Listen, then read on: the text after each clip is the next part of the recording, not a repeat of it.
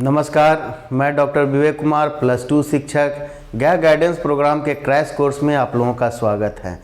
इस crash course में मैं बिहार इंटरमीडिएट छात्राओं को 2022 में आने वाले महत्वपूर्ण प्रश्न और प्रत्येक अध्याय के महत्वपूर्ण पॉइंट को मैं आप बता रहा हूं, जो कि बहुत ज़्यादा संभावना है कि 2022 के इंटरमीडिएट एग्ज़ाम में आप लोगों को इसका लाभ मिले।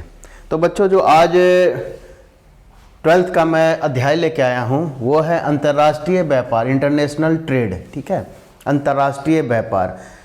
इससे पहले हम लोगों ने टर्सरी एक्टिविटी देखा था, तृतीयक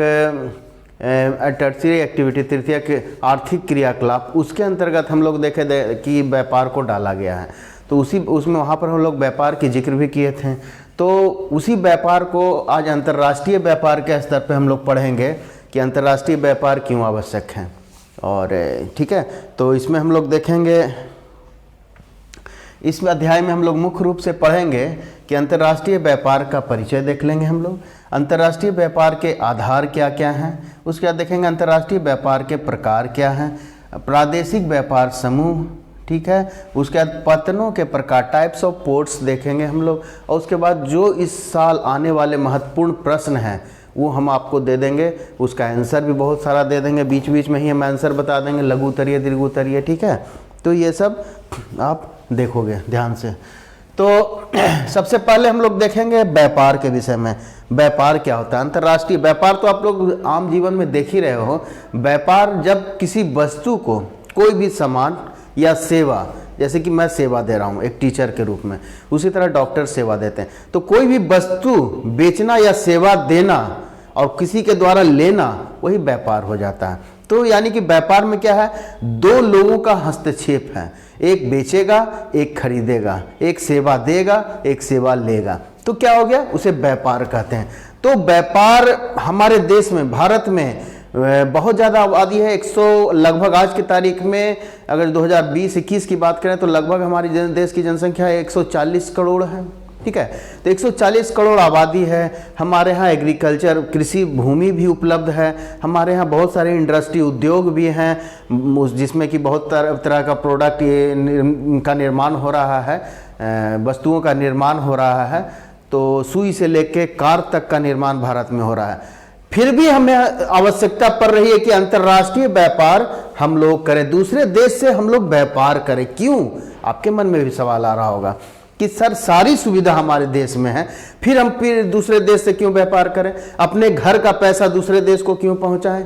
अपने घर में ही क्यों नहीं हम लोग व्यापार करें? किसकी आवश्यकता पड़ गई, इसके लिए हम लोग थोड़ा सा देखेंगे। तो देखते हैं कि व्यापार क्या होता है। व्यापार को हम लोग 2 भागों में बांटते हैं, राष्ट्रीय व्यापार, अंतर्राष्ट्रीय व्यापार। ठीक है, सबसे पहले हम यहाँ देखेंगे तो राष्ट्रीय व्यापार उसे कहते हैं जो देश के भीतरी भागों में व्यापार किया जाए। ठीक है, जैसे कि एक दुकानदार दुकान खोल के बैठा हुआ है, एक डॉक्टर अपना क्लिनिक खोल के बैठा हुआ है, एक हॉस्पिटल है, नर्सिंग होम है, या फिर बहुत बड़े बड़े मॉल हैं, या फिर सिनेमा हॉल है। तो देश के अंदर भी एक व्यापार हो रहा है। तो वो देश के लोग अपने देश के लोगों के द्वारा व्यापार किए जा रहे हैं, उनका ये ले रहे हैं, सेवा ले रहे हैं। उसके बाद दूसरा है अंतर्राष्ट्रीय व्यापार। इसमें 2 देश या 2 देश से अधिक देशों के बीच में जो व्यापार होता है तो उसे अंतर्राष्ट्रीय व्यापार कहते हैं। ठीक है, अंतर्राष्ट्रीय व्यापार यानी कि 2 देश से अधिक। हम लोग विस्तार से देखेंगे। प्राचीन काल में हम लोग क्या देखते थे, यहाँ एक पिक्चर में हम दिखा रहे हैं। ये प्राचीन काल में लोग वस्तु के बदले में वस्तु खरीदते थे। चावल देते थे, गेहूं देते थे, उसके बदले में कपड़ा या कुछ और खरीद लेते थे। ठीक है, तो वस्तु के बदले में वस्तु का लेन देन एक प्रचलन था प्राचीन काल में।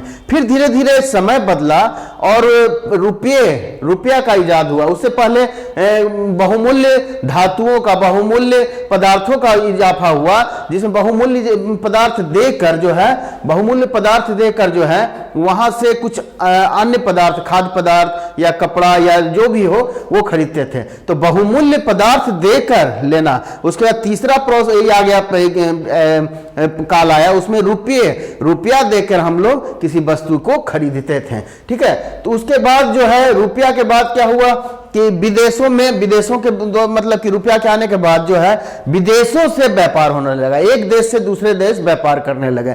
ठीक है, इस पिक्चर में हम दिखा रहे हैं कि पूरे पृथ्वी में लोग एक दूसरे से व्यापार कर रहे हैं। ठीक है, तो व्यापार कर रहे हैं, अपना देश का सामान दूसरे देश को दे रहे हैं, दूसरे देश का सामान अपने देश में ला रहे हैं, तो उसे कहते हैं अंतरराष्ट्रीय व्यापार। उसके बाद इसी लेन देन को इंपोर्ट एंड एक्सपोर्ट कहते हैं। ठीक है, इंपोर्ट मींस कि अपने देश से सामान जब किसी देश को भेजते हैं तो उसे इंपोर्ट कहते हैं, यानी कि निर्यात कर दिए, और दूसरे देश से जब हम अपने यहां सामान लाते हैं तो उसको एक्सपोर्ट कहते हैं, यानी कि आयात कर दिए। ठीक है, तो वो चीज हम लोग करने लगे। उसके बाद थोड़ा सा हम लोग अंतर्राष्ट्रीय व्यापार का इतिहास पढ़ेंगे, जानेंगे कि आखिर अंतर्राष्ट्रीय व्यापार की आवश्यकता क्यों हुई, इसका जो है आधार कहां रखाया, क्यों अंतर्राष्ट्रीय व्यापार हम लोग करने पर मजबूर हो गए। ठीक है, कुछ लाभ था हम लोग को, कुछ लालच था कि कुछ आवश्यकता थी। ठीक है, तो इसलिए अंतर्राष्ट्रीय व्यापार की हमें जरूरत पड़ गई। देखो क्या हुआ था, सबसे पहले रोमन साम्राज्य, आज से ईसा पूर्व पहले की बात हो गई, रोमन साम्राज्य, वो वहां पे व्यापार, वहां के लोग काफी विकसित थे और व्यापार दूसरे देश से कर रहे थे। तो रोमन साम्राज्य ने 6000 किलोमीटर लंबा एक रेशम मार्ग बनाया था और रोम और चीन के बीच में व्यापार होता था। ठीक है, तो वहां पर अंतर्राष्ट्रीय व्यापार का एक कहो कि बीजारोपण हो गया कि अंतर्राष्ट्रीय व्यापार शुरू हो गए, आज से ईसा पूर्व पहले। उसके बाद धीरे धीरे क्या हुआ कि 12वीं 13वीं शताब्दी में, क्योंकि समुद्र में लोगों का आना जाना, समुद्र देखते थे, समुद्र बहुत विशाल है, उस समय जहाज का, बड़े बड़े जहाजों का या नावों का निर्माण नहीं हुआ था, तो समुद्र में उतरने में लोग डरते थे या दूसरे देश जा कैसे सकते थे। तो वो वहां पे 12वीं 13वीं शताब्दी में उस समय समुद्रगामी पोतों का, बड़े बड़े समुद्रगामी पोतों का विकास हुआ। और बताएं तो आपको कि यूरोपीय महाद्वीप एक बहुत ज्यादा विकसित महाद्वीप थे, वहां पे इंग्लैंड जैसे, फ्रांस जैसे, जर्मनी जैसे देश काफी विकसित थे और बड़े बड़े उद्योग कर रहे थे, दूसरे देशों से उद्योग कर रहे थे।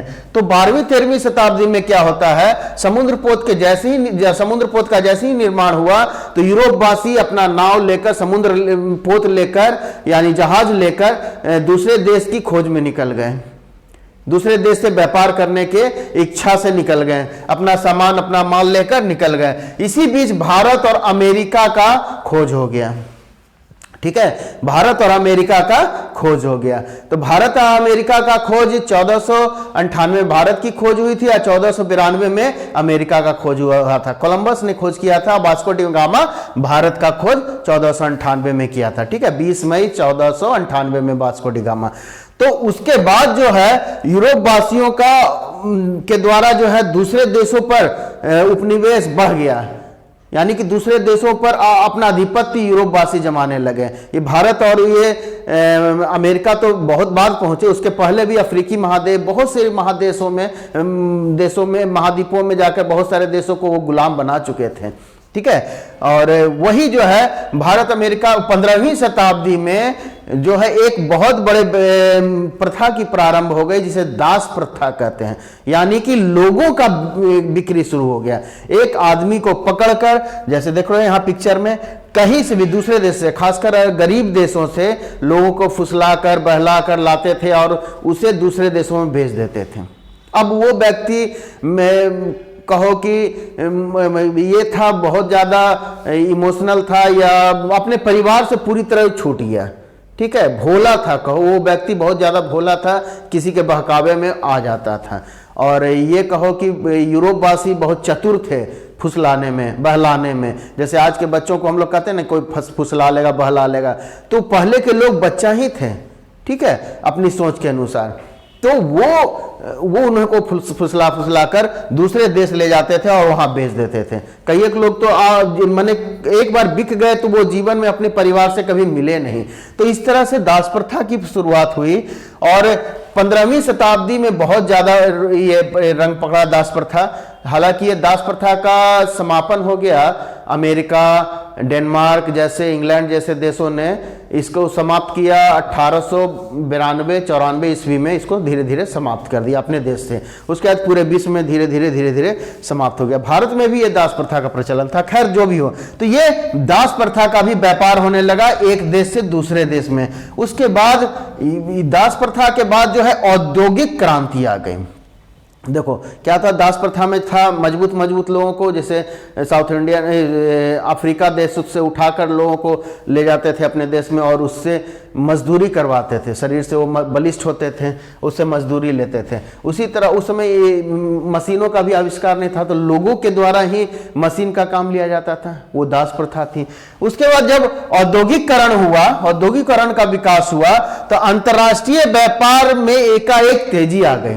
ठीक है, उस समय बड़े बड़े क्या कहोगे, बहुत बड़े बड़े मशीनों का आविष्कार हो गया, इंजन का आविष्कार हो गया, तो अंतर्राष्ट्रीय व्यापार में एक बहुत ज्यादा तेजी आई। और उसके बाद अंतर्राष्ट्रीय व्यापार में तो तेजी आ गया, लोगों में एक दूसरे के एक देश दूसरे देश से मिलने लगे, तो मिलने के क्रम में आपस में लड़ाई हुई, जो कि प्रथम विश्व युद्ध और द्वितीय विश्व युद्ध में परिवर्तित हुए। तो प्रथम विश्व युद्ध और द्वितीय विश्व युद्ध के दरमियान के बीच में ही बहुत सारे देश दूसरे देशों पर व्यापार टैक्स, व्यापार कर, ठीक है, ट्रेड टैक्स लगाने लगे। यानी कि अगर जो कोई दूसरा देश हमारे देश में धान लेके, गेहूं लेके आता है, चावल लेके या कपड़ा लेके आता है, तो उसके निर्माण में 100 रुपया खर्च हुआ है, तो टैक्स हम 20 रुपया लगा रहे हैं, तो हमारे देश में उसका ये आ जाएगा 120 रुपया दाम।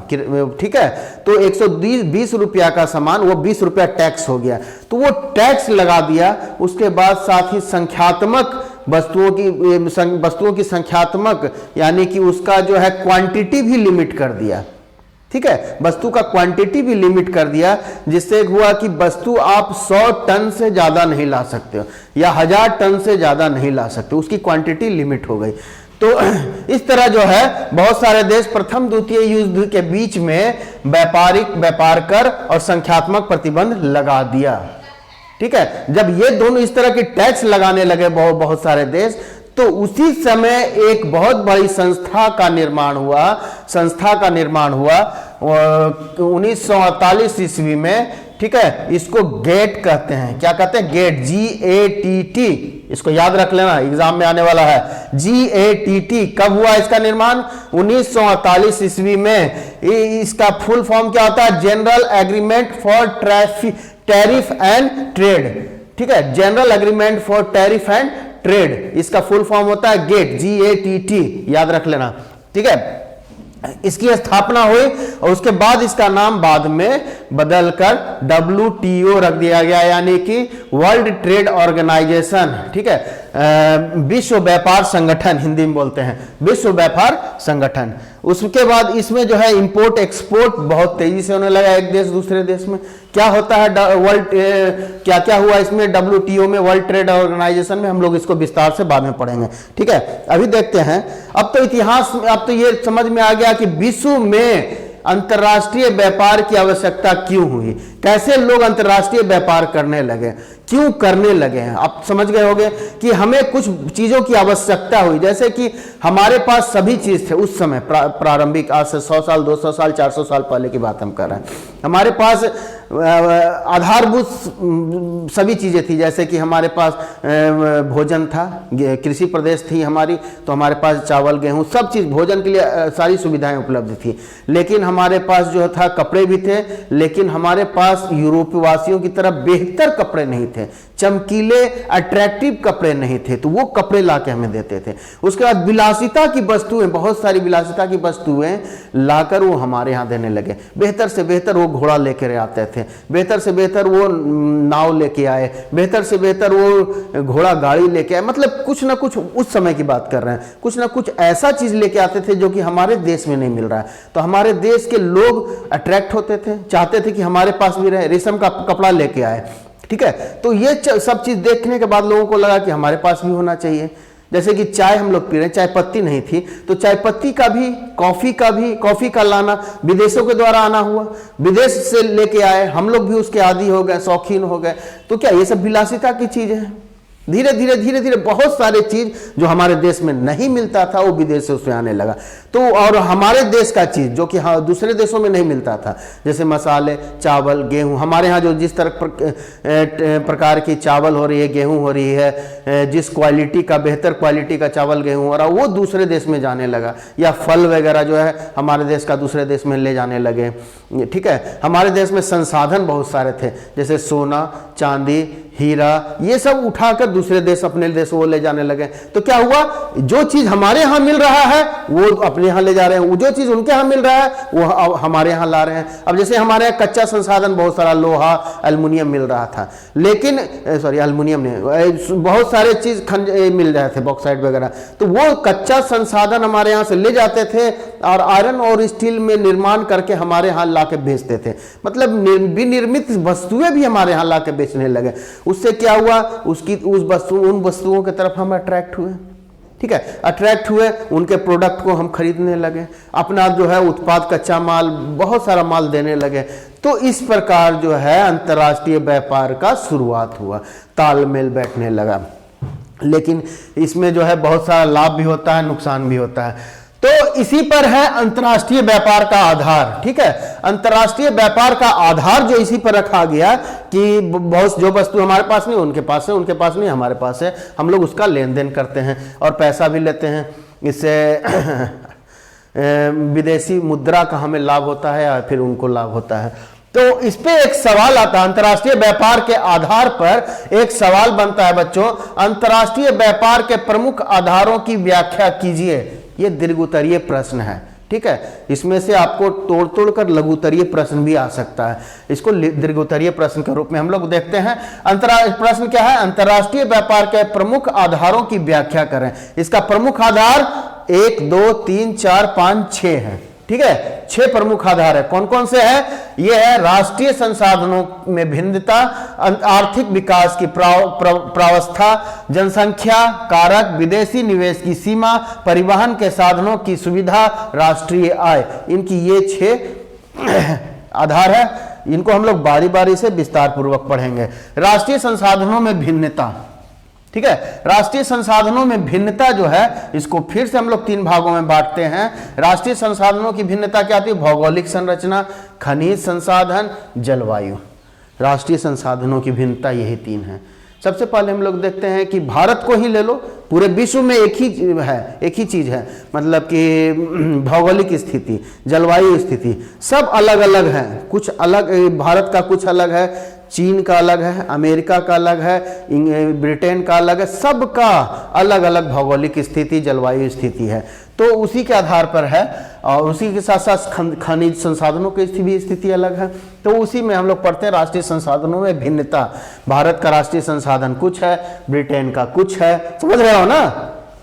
तो इसमें जो है भौगोलिक संरचना जो है, सबसे पहले भौगोलिक संरचना, तो किसी के लिए भौगोलिक संरचना कृषि के लिए बहुत ज़्यादा फेवरेबल है, उसी टाइप का है कि वहाँ एग्रीकल्चर हो जा रहा है, कृषि हो जा रहा है। पशुपालन के लिए या गाय जैसे कि डोमेस्टिक एनिमल जो भी होते हैं, पालतू जानवर, वो जानवर हमें अधिक उत्पाद में और उत्तम किस्म के मिल रहे हैं दूसरे देश की अपेक्षा। तो अलग अलग देशों का अलग अलग है, क्वालिटी है। ठीक है, तो उसी तरह जो है पर्वतीय संरचना में पर्यटकों को आकर्षित करता है। पर्वतीय संरचना हम लोग भी बोलते हैं हिली रीजन में जाओ, घूमने का एरिया होता है, जैसे कि हम लोग बोलते हैं कुल्लू मनाली चले जाओ। तो वो क्या है, पर्वतीय संरचना जो है वो लोगों को अट्रैक्ट करता है पर्यटन के लिए। तो पर्यटन भी क्या है, अंतर्राष्ट्रीय व्यापार ही आता है, व्यापार के अंतर्गत ही आता है। ठीक है, उसी तरह खनिज संसाधन क्या होता है, हर एक देशों का अलग अलग है। जैसा खनिज संसाधन रहेगा उसी तरह लोग अट्रैक्ट होते हैं। अब हमारे यहाँ सोना बहुत ज़्यादा है, हमारे यहाँ कोयला बहुत ज़्यादा है, लोहा बहुत ज़्यादा है, तो लोग दूसरा देश जो है अट्रैक्ट होगा और हमारे यहाँ से चाहेगा कि कच्चा माल ले जाएं अपने देश में और उसका एक नया विनिर्माण करके एक नया प्रोडक्ट तैयार करके फिर वही चीज़ हमें 10 गुना दामों में, महंगा दामों में बेचेगा। ठीक है। तो कच्चा माल, खनिज संसाधन भी ये अट्रैक्ट करता है, वो अंतरराष्ट्रीय व्यापार को प्रोत्साहित करता है, ठीक है, और वहां पर इंडस्ट्री लगाने के लिए भी प्रोत्साहित करता है, ठीक है। यही कारण है कि जैसे कि टाटा जो है झारखंड में जाकर जंगलों के बीच में लगाया गया था, टाटा टिस्को वगैरह जो है, टेल्को टिस्को कंपनियां। तो उसी तरह जो है जलवायु, ठीक है, क्लाइमेट जो भी है, क्लाइमेट भी जो है, जलवायु, वो भी किसी भी देश के उद्योग को, अंतरराष्ट्रीय उद्योग को बहुत ज्यादा प्रोत्साहित कर रहा है, ठीक है, जिसके कारण जो है उत्पादों में विभिन्नता आती है, ठीक है। दूसरा जो है जनसंख्या के कारक, पॉपुलेशन। जनसंख्या जो है बच्चों, उसका आकार, उसका क्वालिटी, किस तरह का वो जनसंख्या है, शिक्षित है अशिक्षित है, वो उस पे भी बहुत ज्यादा निर्भर करती है, ठीक है। तो आकार, वितरण और विविधता के आधार पर वस्तुओं, जैसे कि कोई जनसंख्या, हाँ, जनसंख्या कारक में कोई जनसंख्या बहुत ज्यादा अमीर है, ठीक है, कोई जनसंख्या बहुत ज्यादा गरीब है, तो अमीर जनसंख्या विलासिता की वस्तुओं को ज्यादा डिमांड करेगा, मांगेगा, है ना, उसको टीवी, फ्रिज, बढ़िया सा घर, उसे कार चाहिए। लेकिन जो गरीब जनसंख्या है उसको तो अपना भोजन, पेट भरने से काम है, और कपड़ा मिल जाए तो वही काफी है। उसके बाद में वो देखेगा कि घर है कि नहीं, टूटा है कि फूटा है, उसको सही से करवाएगा। तो गरीब और अमीर जनसंख्या के उसकी क्वालिटी पर भी निर्भर करता है, जनसंख्या की किस प्रकार की जनसंख्या, अमीर है या गरीब है। तो जनसंख्या के कारक को हम लोग पुनः दो भागों में विभाजित किए हैं, सांस्कृतिक कारक, जनसंख्या का आकार, ठीक है। सांस्कृतिक कारक में हम लोग देखते हैं कि किसी भी देश की संस्कृति क्या है ना, उस देश में संस्कृति, जैसे कि हमारे देश में, हमारे बिहार में मिथिला की पेंटिंग बहुत फेमस है। मिथिला की पेंटिंग आज विदेशों में भी खरीदा जा रहा है, यहां से ले जाया जा रहा है, ठीक है। तो यहाँ की मिथिला की पेंटिंग सिर्फ मिथिला में ही बनता है, ठीक है, दूसरे देशों में नहीं बनता है, तो लोग यहां से ले जा रहे हैं खरीद के, ठीक है। उसी तरह चीन में जो है पोर्सलिन नाम की चीनी मिट्टी का बर्तन, पोर्सलिन मीन्स चीनी मिट्टी का बर्तन बहुत ज्यादा निर्मित होता था, तो वहां से लोग चीनी मिट्टी का बर्तन लाते थे, तो पोर्सलिन वो फेमस हो गया उस देश के लिए। उसी तरह भिन्न भिन्न देशों के लिए अलग अलग एक संस्कृति है, वहां अलग अलग प्रकार की वस्तुओं का निर्माण हो रहा है। उसके बाद है जनसंख्या का आकार। जनसंख्या का आकार अभी हम बताएं कि निम्न स्तर का हो सकता है या उच्च स्तर का हो सकता है। निम्न स्तर का है तो उसे भोजन से मतलब है, और जनसंख्या उच्च स्तर का है तो उसे विलासिता की वस्तुओं से मतलब है, भोजन के साथ साथ। आर्थिक विकास की प्रवस्था, अगला पॉइंट है, ये 2 पॉइंट हो गया। तीसरा है आर्थिक विकास की प्रवस्था। तो आर्थिक विकास की प्रवस्था जो है व्यापार की वस्तुओं को की प्रकार का निर्धारित करता है कि किस प्रकार का वस्तु कोई देश चाहता है, क्योंकि जिस तरह का अर्थव्यवस्था उसका रहेगा, ठीक है, उसी प्रकार की वो वस्तु का डिमांड करेगा।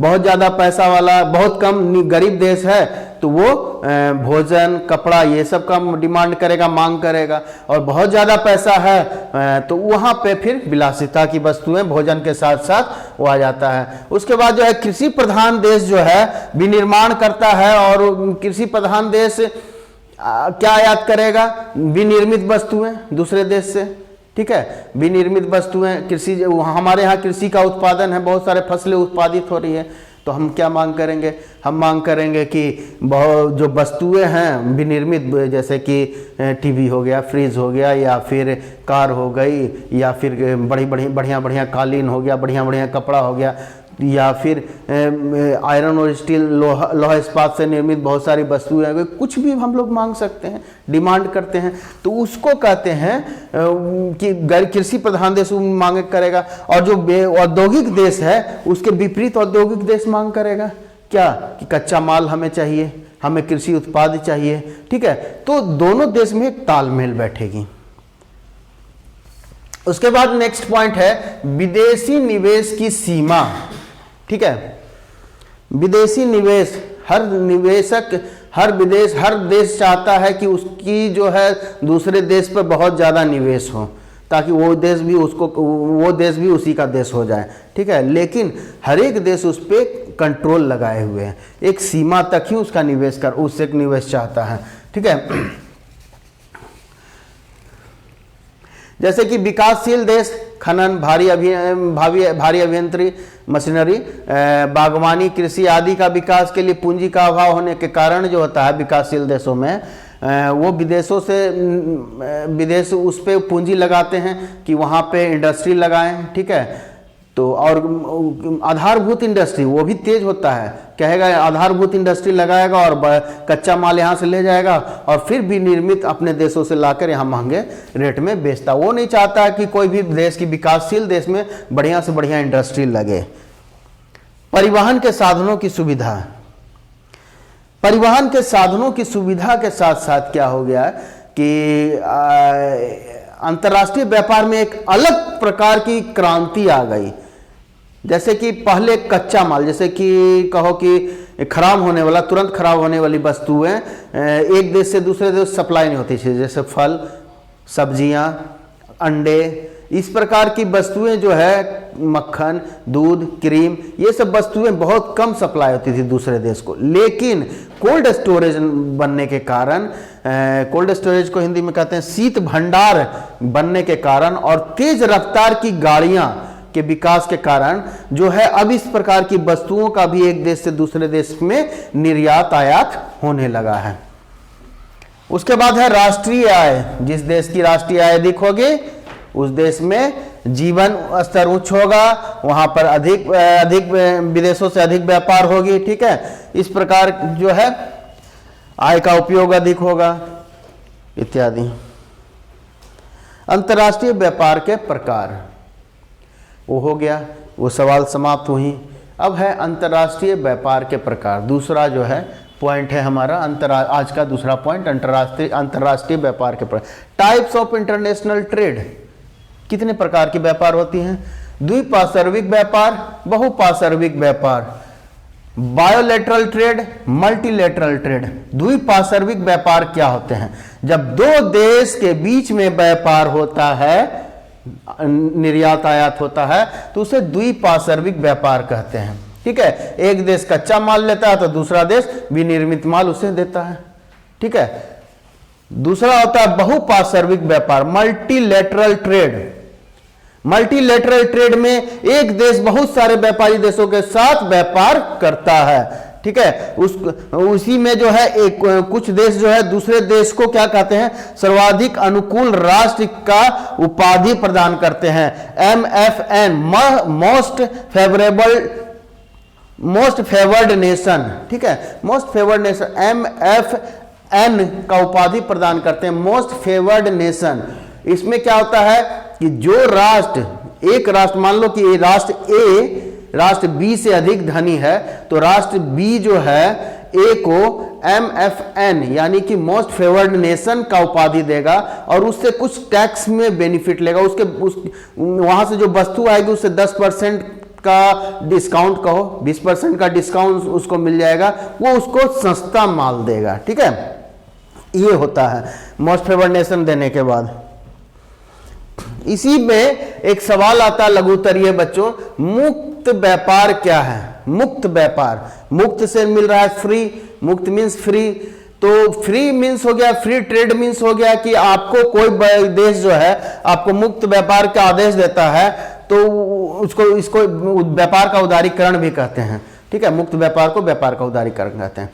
तो देता है तो आप चाहोगे, आपको जो है क्या क्या बेनिफिट मिलेगा? नंबर 1, व्यापार के अवरोधों को समाप्त कर दिया जाएगा, यानी सीमा शुल्क हटा दिया जाएगा, संख्यात्मक व्यापार को भी हटा दिया जाएगा, ठीक है। तो सीमा शुल्क मीन्स कि अगर जो किसी देश में आ रहा है तो 10% 20% टैक्स लग रहा है, उसको समाप्त कर दिया जाएगा फ्री ट्रेड में, यानी कि मुक्त व्यापार में, ठीक है। मुक्त व्यापार में जो है आपको सीमा शुल्क समाप्त।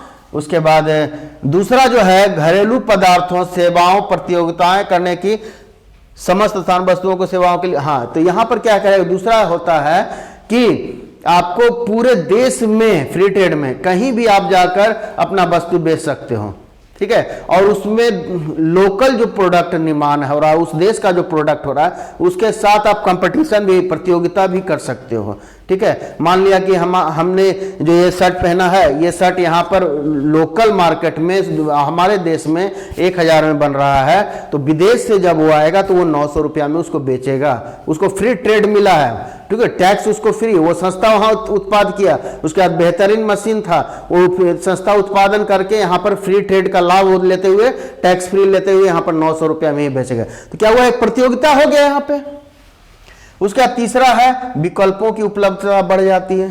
फ्री ट्रेड में विकल्पों की उपलब्धता बढ़ जाती है कि हम अधिक से अधिक वस्तुएं बेचेंगे, देंगे।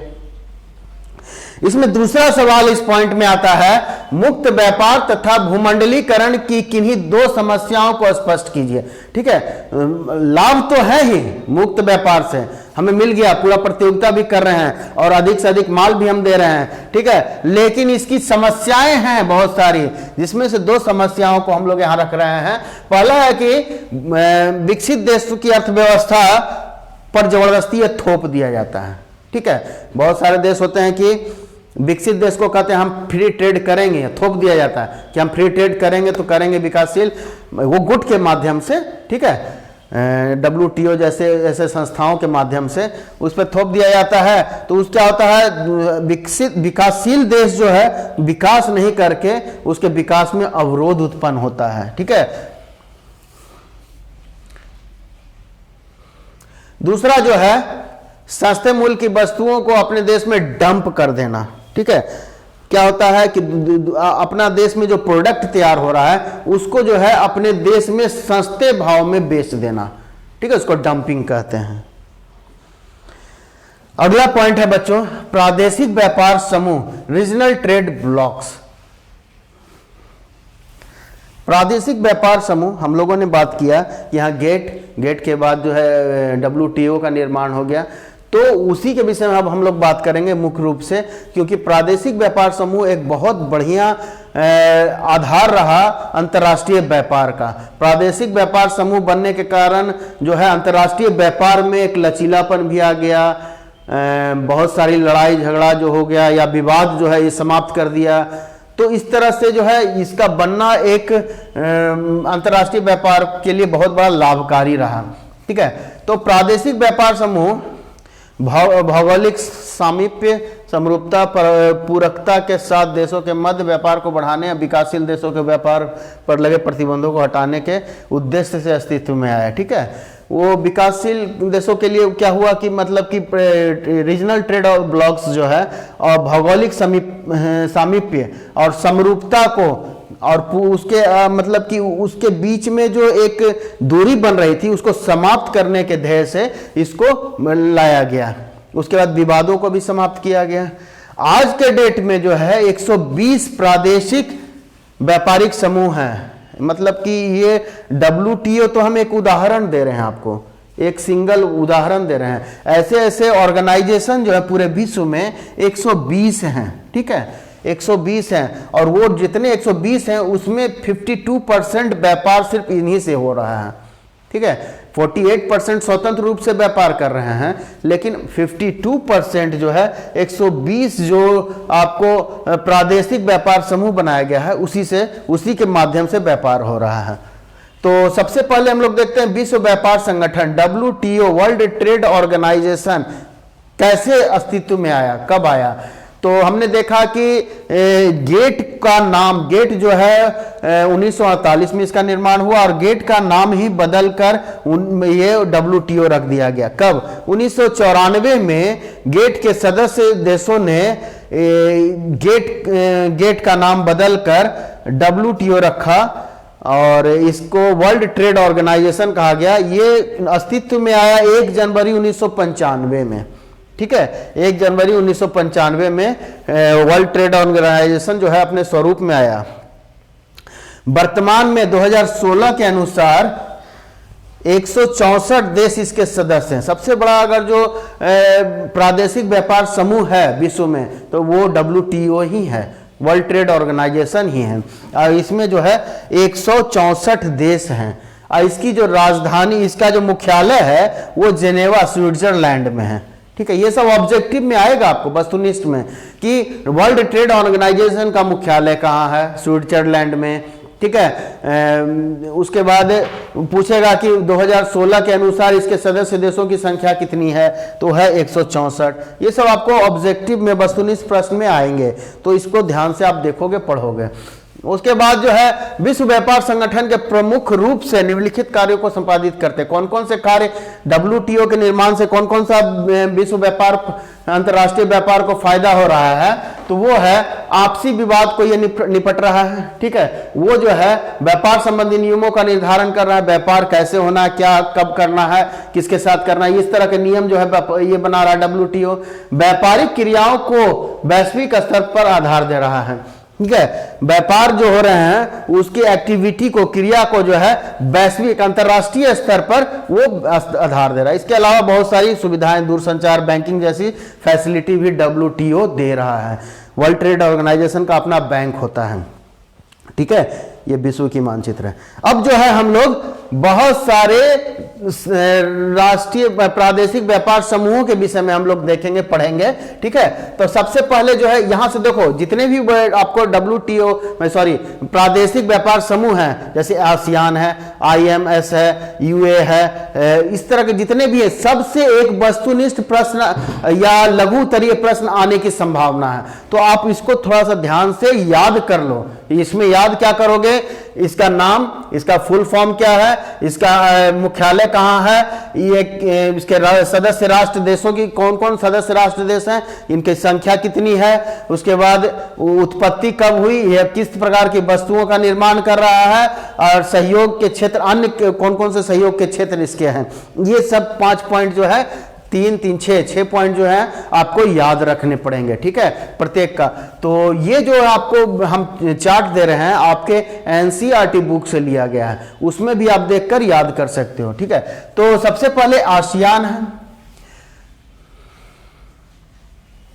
ठीक है। ये जो है आसियान जो है, ये विश्व की मानचित्र है। इसमें जो है south east Asian nation of, ये जो है यहाँ पर जो है आसियान के सभी देश हैं, म्यांमार है, बर्मा जिसको, थाईलैंड है, उसके बाद फिलीपींस है, ये सब मिलाकर करीब करीब 10 देशों का समूह जो है ये आसियान है, ठीक है, आसियान है। इसका जो है उत्पत्ति 1967 ईस्वी में हुआ है, ठीक है। इसका मुख्यालय जकार्ता इंडोनेशिया में है। ये कहाँ, इसके सदस्य देश कौन है, ब्रुनई है, कंबोडिया है, इंडोनेशिया है, लाओस है, मलेशिया है, म्यांमार है, फिलीपींस है, सिंगापुर है, थाईलैंड है, वियतनाम है। ये सभी 10 देश इसके सदस्य हैं। किस प्रकार की वस्तु, एक चीज याद रखना, कोई भी देश अगर जो किसी से अंतर्राष्ट्रीय व्यापार कर रहा है तो वो कृषि संबंधित वस्तुएं या विनिर्मित संबंधी वस्तुओं का ही आदान प्रदान करता है, और अन्य में वो लोग सांस्कृतिक क्रियाकलापों, विकास, शांति, प्रादेशिक, इस तरह की सेवाओं का आदान प्रदान करते हैं वो लोग। तो हम लोग वस्तुओं में देखेंगे कृषि उत्पाद, कौन, आसियान की बात कर रहे हैं, कृषि उत्पाद, रबड़, ताड़, तेल, चावल, नारियल, कॉफी, खनिज में हम लोग देखेंगे तांबा, कोयला, निकिल, टंगस्टन, ऊर्जा, पेट्रोलियम, प्राकृतिक गैस, सॉफ्टवेयर, इस तरह का वस्तुओं का आदान, मतलब आयात निर्यात कर रहे हैं, व्यापार कर रहे हैं। और इसके अलावा अन्य क्षेत्र में जो कर रहे हैं वो आर्थिक वृद्धि को त्वरित कर रहे हैं, मतलब कि आपका देश अधिक से अधिक आर्थिक विकास करे, उसके लिए भी आसियान जो है, ये एसोसिएशन जो है, एक दूसरे देश को प्रोत्साहित कर रहे हैं, ठीक है। उसकी संस्कृति को डेवलप कर रहे हैं, विकसित कर रहे हैं, वहां की संस्कृति को मरने नहीं दे रहे हैं, ठीक है। जैसे हम लोग हिंदू संस्कृति से हैं, तो हम लोग चाहते हैं कि हमारा संस्कृति बचा रहे। हम लोग का जैसे ये कपड़े पहनने का प्रावधान है, हमारी घर की महिलाएं का वेशभूषा जो है, या हम लोग जो है, तो हम लोग चाहते हैं कि अपनी वेशभूषा, हमारा संस्कृति, कल्चर, इन सबों से जो दिखता था वो बचा रहे, ठीक है। तो उसके बाद जो है संस्कृति में और भी बहुत चीज आ जाते हैं, ठीक है। उसके बाद जो है शांति, उस देश में शांति रहे, किसी तरह का आपस में लड़ाई झगड़ा नहीं करें, तो इस तरह का भी लोगों का सहयोगात्मक पक्ष है इस आसियानी ग्रुप का। उसके बाद दूसरा जो है CIS है, ठीक है। इसमें जो है इसका जो है मिस्क बेलारूस में इसका जो ये है आपको मुख्यालय है, और इसका देश जो है अजरबैजान, बेलारूस, जॉर्जिया, ठीक है, कजाकिस्तान, किर्गिस्तान, ये जो देश है ये विखंडित सोवियत संघ का, ये जितने भी 12 देश इसमें विखंडित हुए थे उसका ये संघ है, ठीक है। ये जो रूस थे, रूस जो पहले था वो सोवियत संघ कहलाता था, वो विखंडित हुआ, तो विखंडित देश जो 12 बने उसका ये CIS जो है इसका समूह है, ठीक है। इसमें क्या क्या होता है, किस तरह की वस्तुओं का व्यापार हो रहा है, अशोधित तेल, प्राकृतिक गैस, सोना, कपास, रेशा, एल्यूमिनियम, इस तरह का मुख्य रूप से यहाँ पर खनिज पदार्थों का ये हो रहा है आयात निर्यात। उसके बाद यहाँ अर्थव्यवस्था, अन्य में जो है अर्थव्यवस्था, प्रतिरक्षा और विदेशी नीतियों के संबंधित मामले भी आपस में ये तालमेल बैठाकर बनाते हैं। तीसरा जो है वो है EU मीन्स यूरोपीय संघ, ठीक है। यूरोपीय संघ जो है ब्रिटेन और ब्रिटेन के आसपास जर्मनी, फ्रांस, ये सब मिलकर जो है यूरोपीय संघ बनाया। लेकिन आज के डेट में बच्चों हम बता दें इसमें से ब्रिटेन बाहर निकल चुका है, ठीक है, ब्रिटेन बाहर निकल गया है। इसकी जो राजधानी है बेल्जियम में, ब्रुसेल्स में है, ठीक है। और इसमें बहुत सारे देश हैं, ऑस्ट्रिया, बेल्जियम, बुल्गारिया, साइप्रस, चेक गणराज्य, डेनमार्क, इस तरह देख लेना बहुत सारे देश हैं, इटली सब इसी में है। सिर्फ इंग्लैंड, ब्रिटेन को छोड़ दो, ब्रिटेन को हटा देना, ठीक है। इसकी स्थापना 1957 ईस्वी में हुई थी, ठीक है। और ये क्या क्या करता है, वही फिर कृषि, खनिज पदार्थ, रसायन, लकड़ी, कागज, परिवहन इत्यादि जितने भी है विनिर्मित वस्तुएं, गाड़ी वाड़ी, सब ये आपस में लेन देन करते हैं। उसके बाद एकल मुद्रा, यहाँ की मतलब कि यूरोपीय संघ का एक बहुत बड़ा ये है, क्या करोगे, कैरेक्टर है, गुण है, एक क्वालिटी है, वो एकल मुद्रा और एकल बाजार पर विश्वास करते हैं। और पूरे यूरोप में एक ही प्रकार का मुद्रा चलता है। जैसे हमारे यहाँ रुपया चल रहा है तो बांग्लादेश में चल जाओगे तो रूपा चल जाए, रूपा इस तरह कुछ चलता है। तो उसी तरह दूसरे देश में, अमेरिका में डॉलर चलता है, तो दूसरे देशों में जो है कहीं येन चल रहा है। तो इस तरह के देशों में जो है अलग अलग मुद्रा चल रहा है, लेकिन यूरोप में सभी देशों का एक मुद्रा और एक बाजार, ठीक है, ये हो गया। उसके बाद LAIA, Latin American integration association, Latin American integration association, इसमें जो है बच्चों, इसमें जो है दक्षिण अमेरिका से व्यापार करने का जो है इसका ये बढ़ जाता है। इसमें यह सोच है कि दक्षिणी अमेरिका महाद्वीप से व्यापार हम बेहतर से बेहतर कर सकें, ठीक है। उसके बाद जो है इसका जो है मुख्यालय मोंटेविडियो में, उरुग्वे में। इसका सदस्य देश है Argentina, Bolivia, Brazil, Colombia, Ecuador, Mexico, Paraguay, Peru, Uruguay, Venezuela, ठीक है। इसकी स्थापना 1960 में हुई थी। यहाँ पे वस्तुओं का क्या निर्माण है, किस तरह की वस्तुओं का लेन देन है, यहाँ पर डाटा अपर्याप्त है, तो आप भी वहां पर लिख सकते हो। NAFTA, north American free trade association, ये जो है ये संयुक्त राज्य अमेरिका द्वारा 1994 में स्थापित किया गया था। ये संयुक्त राज्य अमेरिका का, इसमें जो है कृषि उत्पाद, मोटर गाड़ियां, स्वचालित पुर्जे, कंप्यूटर, वस्त्र इत्यादि का निर्यात आयात किया जाता है। उसके बाद ओपेक है। ओपेक से लघु तरीय प्रश्न आने की उम्मीद बहुत ज्यादा है कि ओपेक समूह क्या है। ओपेक समूह का एक शॉर्ट निबंध, ओपेक समूह पर एक शॉर्ट निबंध लिखें तो उस पर आप लिख दोगे ओपेक समूह पर, organisation of petroleum exporting countries, ठीक है। इसका ये जो है और मुख्यालय वियना में है। इसमें कौन कौन से देश हैं, Algeria, Indonesia, Iran, Iraq, Kuwait, जितने भी खाड़ी देश है सब इसमें आ जाएंगे। 1949 में इसकी स्थापना हुई थी, 1949 में। और इसका मुख्य ये है जो अशोधित तेल है, शोधित तेल नहीं, अशोधित तेल, ठीक है, प्राकृतिक रूप से जो तेल निकाला गया उससे हम लोग एक्सपोर्ट कर देना इनका मुख्य ध्येय है। उसके बाद जो है खनिज तेलों में, हाँ, खनिज तेल जो तेल का निर्माण जो हो रहा है उसमें नीति निर्माण भी ये लोग ओपेक वाले ही करते हैं कि तेल की कीमत क्या होगी, तेल को हम एक देश से दूसरे देश में किस तरह भेजेंगे, इस तरह। उसके बाद है SAFTA, south Asian free trade association. इसमें भारत भी एक देश है जो कि इसका सदस्य है। 2006 में इसकी स्थापना हुई थी। ये इसका मुख्य उद्देश्य है अंतर प्रादेशिक व्यापार के करों को घटाना, ठीक है, इसका मुख्य उद्देश्य है। उसके बाद इसमें जो लास्ट पॉइंट बचता है बच्चों, पत्तनों के प्रकार, टाइप्स ऑफ पोर्ट्स। देखो, पोर्ट्स अगर जो नहीं हो तो अंतरराष्ट्रीय व्यापार ही नहीं होगा।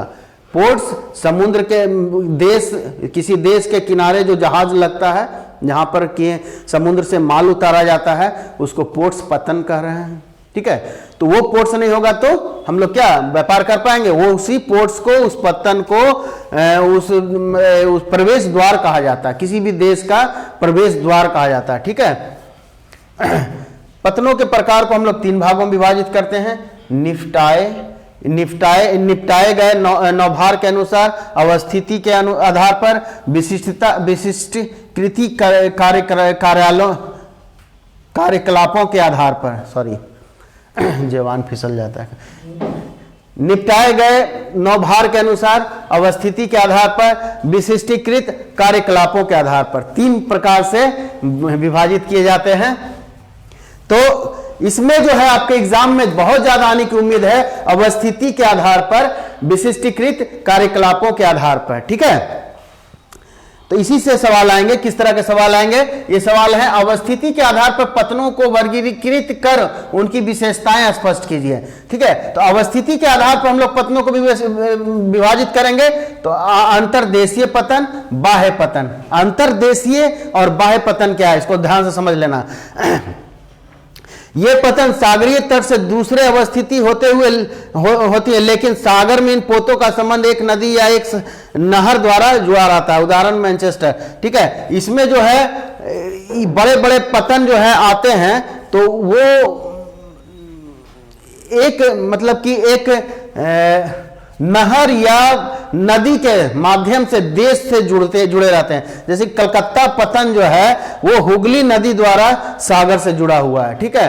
तो देश का जो भी विदेशी माल आया सागर में पोतों पर आके लग गया, वहां से वो नदी के माध्यम से देश के अंदर आ रहा है। बाह्य पतन, ये बहुत गहरे सागरों के मध्य में रहता है और वहां पर वास्तविक पतन से दूरी बहुत दूर काफी रहती है, और वो क्योंकि बड़े बड़े जहाज वहां आकर लग रहे हैं, तो वहां पर माल उतारा जाता है, फिर वहां से छोटे जहाज उठाकर अपने घरेलू पतन पर लाके लगाते हैं, ठीक है। तो वैसे पतन को हम लोग कहते हैं बाह्य पतन, ठीक है। तो उसके उदाहरण है एथेंस तथा यूनान का बाह्य पतन पेरियस, ठीक है। पेरियस जो है एथेंस यूनान का बाह्य पतन है, ठीक है, जो कि उच्च कोटि का भारी गाड़ी नहीं, जो जलयान जो है उसको लाके वहां लगाता है, और वहां से फिर वो छोटे छोटे यानों के द्वारा अपने देश में पहुंचाया जाता है। उसके बाद है विशिष्टीकृत कार्यकलापों के आधार पर पतनों का वर्गीकरण करिए। तो इसमें सवाल आएगा विशिष्टीकृत क्रियाकलापों के आधार पर पतनों को वर्गीकृत कीजिए। तो इसको हम लोग 5 भागों में विभाजित किए, 1 2 3 4 5 भागों में विभाजित कर रहे हैं। कौन कौन सा है? तेल पतन, मार्ग पतन, पैकेट स्टेशन, आंत्रोपो पतन, नौसेना पतन, ठीक है। इसको एक एक को देखते हैं। तेल पतन, इसमें जो है शोधित तेल का परिवहन किया जाता है, ठीक है। इसमें जो है जैसे कि इसमें याद कर लोगे क्या है, तेल पतन नाम से ही हो रहा है कि तेल का जो है एक्सपोर्ट इंपोर्ट हो रहा है। तो इसमें जो है शोधित तेल का परिवहन हो रहा है। इसमें है कौन कौन सा देश है? वेनेजुएला, माराकाइबो, ट्यूनेशिया में है एस्खीरा, टैंकर पतन इत्यादि जो है। पर्सिया की खाड़ी पर आबादान एक तेल शोधक पतन है, ठीक है, इसको याद कर लोगे। फिर मार्ग पतन, इस प्रकार जो है मार्ग पतन जो होता है, जैसे कि हम लोग बाईपास में चलते रहते हैं और बीच रास्ते में हम लोग थकावट महसूस करते हैं, तो किसी लाइन होटल में रुक के आराम कर लेते हैं, ठीक है, आराम करते हैं। बस वही समझ लो मार्ग पतन भी है। रास्ते में चलते हुए जब थकान महसूस होती है तो बीच बीच जगह पर एक पोताश्रय का निर्माण किया गया है, वहां लोग पोत लगाते हैं, वहां आराम करते हैं, ठीक है।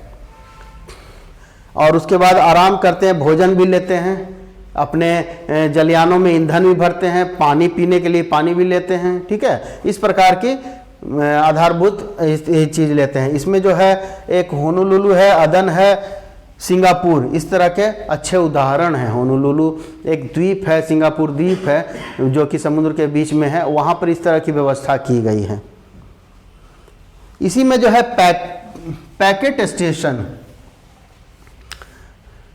फेरी पतन के नाम से भी जिसे जाना जाता है, ठीक है। इसमें जो होता है ये छोटी दूरी तय करता है, पैकेट स्टेशन में ये छोटी छोटी दूरी तय करता है, और वहाँ पर जो है मतलब कि जो बड़ी बड़ी नावें चल रही हैं उनको जो है डाक की सुविधा दे रहा है, यात्रियों का परिवहन कर रहा है, ठीक है, इस तरह की सुविधाएं देती है पैकेट परिवहन। उसके बाद आंत्रपोपति परिवहन, ये एक एकत्रण केंद्र है। इसमें जो है, इसमें जहां विभिन्न देशों से निर्यात वस्तुएं लाई जाती है, सिंगापुर, ठीक है, बहुत सारे आंत्रोपतन जो है वहां पर बहुत सारे वस्तुओं देशों से लाया गया, निर्यात वस्तुएं लाई गई। इसमें जो है सिंगापुर एशिया के लिए, रोटरडम यूरोप के लिए, ठीक है। इसमें क्या है इसको समझ लो एक बार। इसमें जो है बड़े बड़े पतन हैं ये, और दूसरे देशों से लाकर यहाँ पर रखा जाता है, और उसके बाद यहाँ से माल दूसरे देश को डिस्ट्रीब्यूट, छोटे अलग अलग देशों को डिस्ट्रीब्यूट किया जाता है। फॉर एग्जाम्पल, मान लो कि एक बहुत बड़ा जहाज चला, ठीक है, अमेरिका से, यूएसए से, उसका काम क्या है, दक्षिणी एशिया में, मैं उत्तर दक्षिण पूरब दक्षिण एशिया में लाकर सभी छोटे 3, 4, 10 देशों के लिए, मतलब कि उस जहाज में 10 देशों का सामान आया है और 10 देशों के बीच में उसे बांटना है, तो इसका एक मेन पोर्ट बनाया गया है सिंगापुर में। उस सिंगापुर में वो आकर जहाज लगेगी, वहां से 10 देश जो भी हैं, बांग्लादेश है, इंडिया है, या फिर बर्मा है, सभी देशों को वो डिस्ट्रीब्यूट होगा, ठीक है। छोटे छोटे चूंकि अब बर्मा है, इंडोनेशिया है या थाईलैंड है, वो तो सबसे बड़ी जहाज जो अमेरिका से चल रही है उसका पूरा जहाज वो नहीं ले सकता है, तो वो क्या करेगा, उसमें से 1/4 भाग उसमें बुक करेगा। कोई देश उसका 1/3 बुक करेगा, कोई देश 1/3 का भी 1/3 बुक करेगा। इस तरह करके 10 देशों का जब एक जहाज पे सामान आता है तो वो आके मेन पोर्ट पे लगता है। वो मेन पोर्ट बनाया गया है एशिया में, सिंगापुर में, और वहां से फिर एशिया के दक्षिणी पूर्वी एशिया के देशों में डिस्ट्रीब्यूट कर दिया जाता है। इसमें अगला है नौसेना पतन। नौसेना पतन तो आप लोग खूब बढ़िया से जानते हो, जहाँ पर सैनिकों का आवागमन हो रहा है ना। भारत में नौसैनिक जो है उनका आवागमन, वहाँ पर रहना, उनके लिए सारी, मतलब कि वहाँ पर सिर्फ और सिर्फ देश की सुरक्षा व्यवस्था ही रहेगी, ठीक है। उसके बाद बच्चों इस अध्याय में हम मुख्य जितना भी सवाल था हम लघु उत्तरीय दीर्घ उत्तरीय सॉल्व कर दिए हैं। इसके अलावा भी जो भी सवाल बनता है, इसमें से बहुत सवाल हम सॉल्व कर दिए, वहाँ पर आपको इसका जवाब भी मिल गया होगा। तो ग्रीक कार में हम दे दिए हैं दीर्घ उत्तरीय, लघु उत्तरीय, इसका भी सवाल बहुत सारा वहाँ जवाब मिल गया होगा आपको, और उसका सॉल्व भी कर दिए हैं। कुछ प्रयास कीजिएगा, अपने से भी कुछ प्रयास करना है आपको, अपने से भी इसका जवाब तैयार करने का, ठीक है। उसके बाद जो है बहु वस्तुनिष्ठ प्रश्न जो है वो भी हम दे दिए। ये आपके एग्जाम के लिए बहुत ही महत्वपूर्ण है। यहाँ से आपके प्रश्न आने की पूरी संभावना है, इसलिए हम कहेंगे कि ये सारी वस्तुनिष्ठ हो, लघु उत्तरीय हो, सब आपको अपने तरह से याद कर लेना है, तैयार कर लेना है, ठीक है। जो देख लेना एक नज़र, याद कर लेना जरूर। इसी के साथ आज का हम कक्षा समाप्त करेंगे, लेकिन अगर जो कोई भी आपका सवाल होता है, क्वेरी है, तो आप गया गाइडेंस के यूट्यूब चैनल पे आकर सवाल लिख सकते हो, पूछ सकते हो। और कुछ पॉइंट छूट जाता है हमसे तो आप अपने से तैयार कर सकते हो, या फिर हमसे लिख कर यूट्यूब में पूछ सकते हो, ठीक है बच्चों। इसी के साथ आज का कक्षा मैं समाप्त करता हूँ, नेक्स्ट कक्षा शुरू करेंगे। धन्यवाद, जय हिंद।